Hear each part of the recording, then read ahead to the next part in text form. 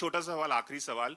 कंगना, अभी हाल ही में किच्चा सुदीप जो कन्नड़ के बहुत बड़े सुपरस्टार हैं, उन्होंने हिंदी फिल्म उन्होंने कमेंट किया था कि साउथ की फिल्में अब टेक ओवर कर रही हैं, बहुत चल रही हैं, और हिंदी एक नेशनल लैंग्वेज नहीं है, जिस पे अजय देवगन ने कमेंट किया था। बहुत बड़ी कंट्रोवर्सी हो गई उस पर, पॉलिटिकल मामला भी हो गया। इस पर आप क्या इस कंट्रोवर्सी को किस तरह से देखती हैं, और हिंदी और साउथ का जो एक झगड़ा निर्माण हो रहा है, एक विवाद हो गया, उसको किस तरह से देखती हैं आप?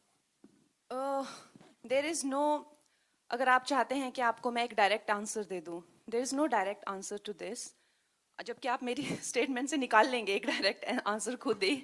But if you can give me 2 minutes, then I can give you my thoughts on this subject. You know, तो हमारा जो भी हमारा सिस्टम है, सोसाइटी है, उसमें of course we are a country of lot of diversity और languages and cultures, you know, and हर एक का एक जन्मसिद्ध अधिकार है कि वो अपने, चाहे मैं पहाड़ी हूँ, मैं अपने कल्चर पे, अपनी लैंग्वेज पे गर्व महसूस करूँ। लेकिन हमारा जैसे देश है, to make it one unit, हमें कोई तो थ्रेड चाहिए ना, to run through it, right? अगर हमें कॉन्स्टिट्यूशन को कहा जाए, अगर हमें कॉन्स्टिट्यूशन का सम्मान करना है, तो जब इन लोगों ने बनाई तो हिंदी को राष्ट्रभाषा बनाया। अब जब आप कहते हैं कि मुझे as Tamil is actually older than Hindi, लेकिन उससे भी ओल्डर है संस्कृत। अगर आप मुझसे मेरा बयान पूछना चाहते हैं, तो I think the national language should be Sanskrit, क्योंकि कन्नड़ा से तमिल से लेके गुजराती से लेके हिंदी सब उसी के से आई हुई हैं। तो संस्कृत को ना लेके हिंदी को क्यों बनाया, उसका जवाब मेरे पास नहीं है, राइट? वो उस टाइम के लिए हुए डिसीजंस हैं। लेकिन जब खालिस्तान की मांग होती है, जो वो कहते हैं कि हम हिंदी को नहीं मानते हैं, तो जब युवाओं को भटकाया जाता है, it's not about that, they are denying the constitution. You understand that?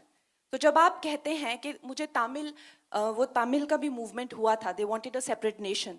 जब आप कहते हैं बंगाल रिपब्लिक की मांग करते हैं और कहते हैं कि I don't consider Hindi as a language, then you are not denying Hindi, what you are denying is Delhi being the centre of the government.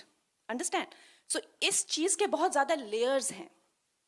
तो जब आप इस चीज पे बात करते हैं, तो आपको इन सब लेयर्स का अंदाजा होना चाहिए। तो जब आप हिंदी को डिनाई करते हैं, तो जो भी हमारा कॉन्स्टिट्यूशन है, दिल्ली की सरकार को आप डिनाई कर रहे हैं, राइट? एम आई राइट और रॉन्ग? आप दिल्ली को नहीं मानते, क्योंकि हमारा संविधान, चाहे सुप्रीम कोर्ट हो, चाहे किसी तरह के एक्ट बने, चाहे दिल्ली में जो भी सरकार करती है वो हिंदी में ही करती है ना। अगर आप चाहे देश भी घूमते हैं, चाहे बाहर भी जाते हैं, जर्मन हो गई या स्पेनिश हो गया, फ्रेंच हो गया, they are very proud about their language. लेकिन no matter how dark the colonial history is, fortunately or unfortunately, English has become that link. Today, even within the country, we are using English as the link to communicate. Should that be the link, or should Hindi or Sanskrit be that link, or Tamil? We have to decide that. We have to take that call. So keeping all these in mind, a decisive call should be taken. As of now, Hindi संविधान में हिंदी राष्ट्रभाषा है।